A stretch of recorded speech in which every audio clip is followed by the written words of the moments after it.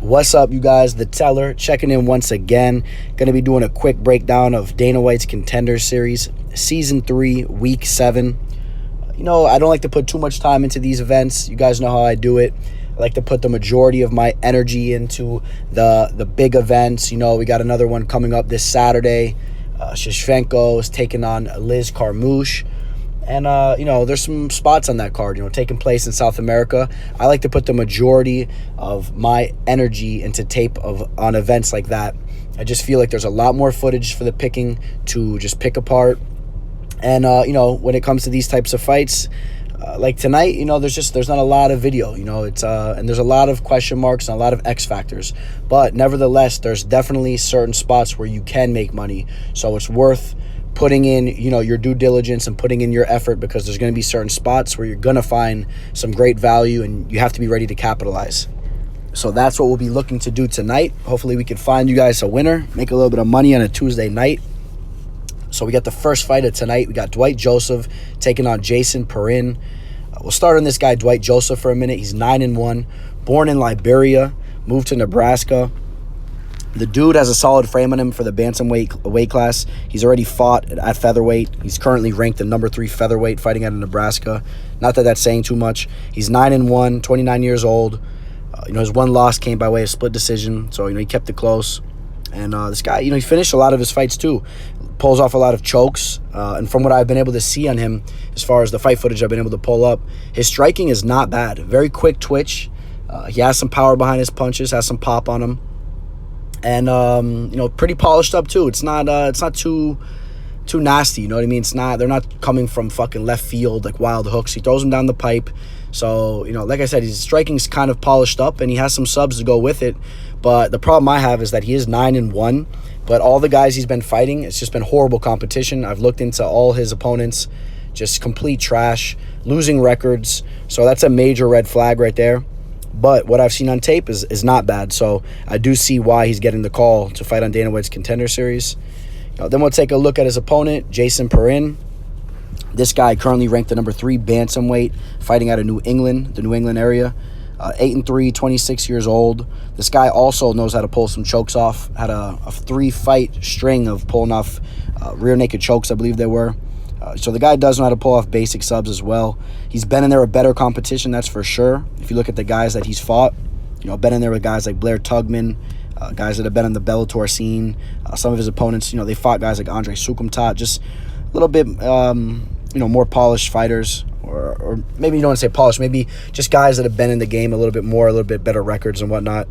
Here's the thing. Jay Pirin, from what I've seen on him on tape, he's a guy that's going to try to charge across the cage, fucking stuff you against the cage, get under behind your hips, try to get a double leg takedown, try to work his ground and pound. His striking is really not up to par, very slow. Don't like what I've seen from him on the feet. So if Dwight Joseph is able to stuff the takedowns and make this a stand-up fight, I give the edge to Dwight Joseph. There's a slight lean as far as the odds go on Jay Pirin, and I think that's solely based off his wrestling. I think his wrestling is a little bit better, his ground and pound, and his cardio. So if Jay Pirin's able to work his wrestling and is able to get Dwight Joseph down to the mat and grind him out in those late rounds, I could see Jay Pirin pulling this fight off. One thing we have to take into consideration too is Dwight Joseph's working on a bigger weight cut too, so hopefully that doesn't take too much of a toll on him. He looked good at the weigh-ins to me, so and the line's close, as I said too, so the value has to be on Dwight Joseph. Who knows what's going to happen in here? If you want to go with the wrestler Jay Pirin to grind him out, then if you're willing to put a -160 on a guy like that, that's that green, good luck to you. So all right, we'll move on to the next fight. So up next, we got Marilia Santos taking on Lucrezia Ria, the Italian fighter. This fight right here, I'm on this girl, Marilia Santos. I'm not even going to sugarcoat it. She's 10-2, 26 years old. Her only 2 losses against solid opponents. Weiji Zhang, you guys know the deal with her. She's about to be fighting Jessica Andrade for the belt. Very solid Chinese fighter, good striking, very well-rounded. Then her other loss was against an undefeated Brazilian prospect as well. Other than that, she's went in there and just handled business. And, from the footage I saw, very tight knees up the middle in the clinch, throws nice power hooks. She's not one of those girls that's, stepping in here, that's going to be, looking frail and weak. This girl, she has some pop behind her punches. She's aggressive. I like what I've seen from her. Then you look at her opponent. It's a little questionable, this Italian fighter. She's fighting on the Italian regional scene against not too good of competition. One notable fighter that she has fought that's in the UFC, you guys know the deal with her. She just fought this past Saturday, Romero Borella. She lost to her in that fight, but it was early in both of their careers, and just I really am not impressed with what I've seen from this girl, Rhea. She's just lanky. She's a southpaw. She is aggressive, just has horrible defense, keeps her head just sitting right there in a swizzle, ready to be taken off. Doesn't have too much pop on her punches. Just don't really like her form. And I just feel like that she's been fighting a lot lesser competition, and I feel like this girl Santos is going to step in here, and she's going to feel that and know that, and she's going to come in there and she's going to dominate this fight. From what I saw on tape, she looks to be more of a striker, but, jiu-jitsu is not that bad either. Santos is going to come out here and handle work. I'm actually pretty confident about this fight. One of my more confident picks on the card. All right, this next fight, very much looking forward to this fight. Probably more than any other fight in the card. This guy, Taylor Johnson, 5-0, top prospect, 4-fight LFA veteran. Just has some of the nastiest ground and pound you'll see. Taking on Andre Munez. Andre Munez, 17-4. Pretty decent record. 29 years old. Currently ranked the number 6 middleweight, fighting out of Brazil. And this guy's he's pretty nasty as well. He's already fought in the Dana White's Contender series. He had a unanimous decision win. Didn't do enough, obviously, to get the job done to get a contract, but he's getting his second opportunity, and we've seen what's happened a lot of times. When these guys get their second opportunity, there's been a lot of examples, man, of these guys coming in here on their second time and just putting in work and getting that contract. So we saw it with Dontel Mays. We saw it with, I believe his name was Arroyo, that one Brazilian guy, made some money on him. Nasty striker. Looked very good in his second outing. Actually, he looked good in his first outing too. Just didn't do enough in that situation also to get the contract, but looked amazing. Even really pressed the pace even more in his second fight. And I believe that's what we're going to see here with Andre. I think Andre, he knows he can't just come in here and get another unanimous decision win. That's not going to be enough to get the contract, so he's going to have to step on the gas. This guy has good Brazilian jiu-jitsu. He could definitely pull off the sub. And he might need that to pull this fight off, because Taylor Johnson's going to use his wrestling. He's a nasty wrestler, and I think Taylor Johnson's going to have no problem with sitting in his guard, dropping elbows, smashing him up. So hopefully Andre Munez, has a submission up his sleeve, because otherwise it could be a nasty night for him. This guy, Taylor Johnson, there's a reason why there's a lot of hype behind him. I've been talking to a lot of guys in the fight game, and a lot of guys that know him or know people that have trained with him. They're high in this guy, and he's a top prospect for a reason. So definitely going to take Taylor Johnson here. I'm going to take him in this spot. Doesn't have as many fights. I don't think that's going to matter. He has the wrestling base. He's very much in shape. He's a nasty fighter, has power in his hands, and this is his fight to take right here. So, and from what I've seen from him, he's the type of fighter that's going to capitalize on this. He's already fought, on a decent stage there in LFA. I don't think he'll be, too intimidated or nervous stepping into this situation tonight. And I think he's gonna make fucking mashed potato soup out of this guy, Andre Munez. So hopefully that's the case. I would like to see another top prospect enter the UFC with a little bit of buzzer on this guy. So yeah, Taylor Johnson to pull it off. Up next, I'm very excited for this fight as well. We got Herbert Burns taking on Derek Minor. This is a good test for Herbert. For those of you guys that are not familiar with Herbert Burns, he's the brother of Gilbert Burns. Just a little quick side note, Gilbert Burns has a fight coming up with Alexei Kunchenko, who he is the underdog in that fight, moving up weight class up to welterweight. Gilbert Burns has been looking very, very good as of recently, so put a little asterisk next to that fight. And so he's the brother of Gilbert Burns. Herbert Burns has great jiu-jitsu, just like his brother, and really been putting his game together as of recently. 8-2. He's fought on the big stage before. He's fought at 1FC. He's also fought at Titan FC, which was that last fight that he fought on. That's where Dana White was there in attendance for that. Dana White's looking for a fight series. I was actually there in attendance, met Dana White, met the guys over there. And Herbert Burns rose to the occasion, looked very well, and now he opened up this opportunity to fight on Dana White's Contender series. Dana White liked what he saw at that event and gave him the opportunity to fight here. So has another solid opportunity in front of him. He definitely has to seize it. He has to impress. I think this is a great opportunity for him to come in here, pull the submission win off, and get a UFC contract. That being said, Derek Minor, this guy's a crafty veteran too, man. He has over 30 fights. He's 22-9. He's still not that old either, only 29 years old. He's fought in LFA, RFA, some of the, the decent organizations out there, besides the UFC. His big notable win is against Clay Collard. So, as far as his wins, the accolades of his wins, not too special. If you watch him, he's kind of slow, but he's a crafty fighter. He's been around the game. I saw him at the weigh-ins. He looked to be very much in shape. So, keep a little side note for that. Looked very, very much in shape. I think he's taking this fight very serious. He knows this is his opportunity to make it to the big show. So, I don't think it'll be enough, though. I think Herbert Burns, I think he's just a more superior fighter.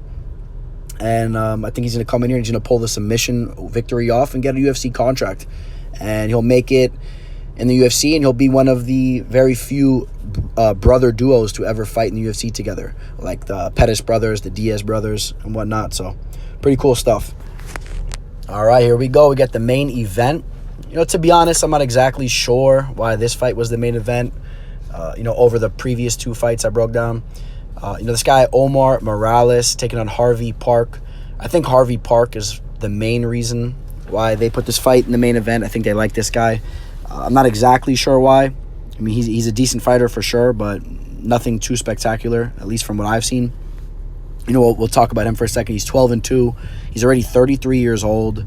Actually, both of these fighters are up there in age. Omar Morales is also in his 30s, 32 years old. But this guy, Harvey Park, he does hold the title for LFA. He's fought in LFA 4 times.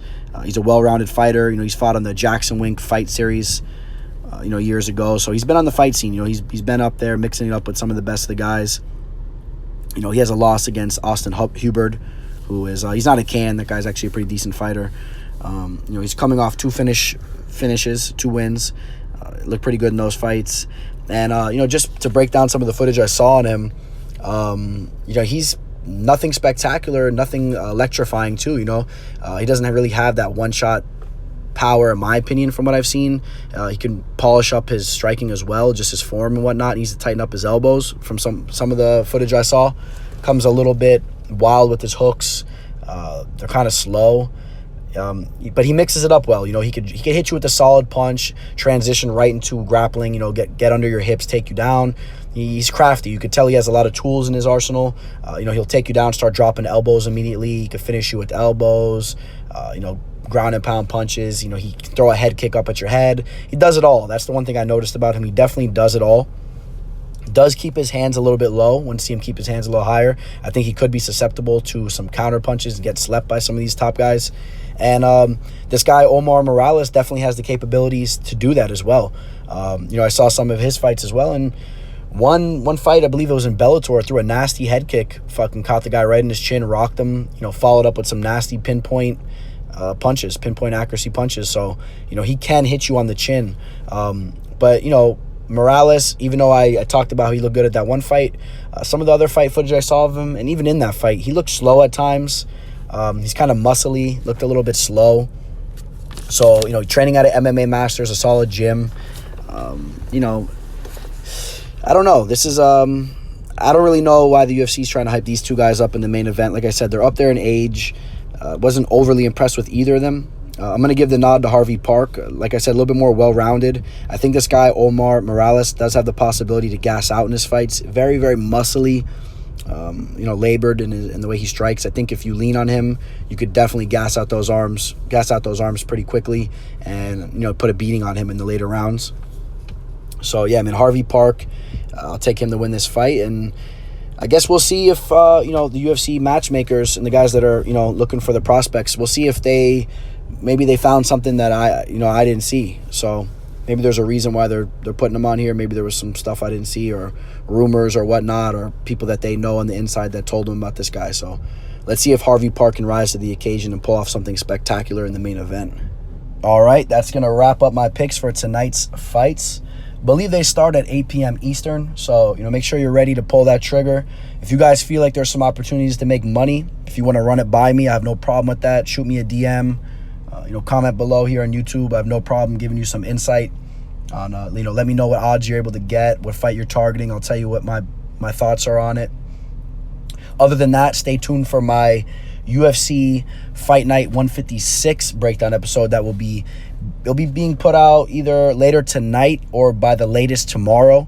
And I'll go a lot greater into depth, what's going on with the latest MMA news and whatnot, and a couple different things I want to talk about. Might rant a little bit, some more. Actually, might be worse than last week's. I got a few things I want to talk about. And, I didn't want to do that too much here. Wanted to put this video out for you guys quickly, not make it too long. So, we got the fights coming up here in a couple hours. So, want to make sure you guys are prepared. Other than that, appreciate all the supporters. And stay tuned for more from the Teller. The Teller. The MMA fortune teller. The Teller. The Teller. The Teller. The Teller.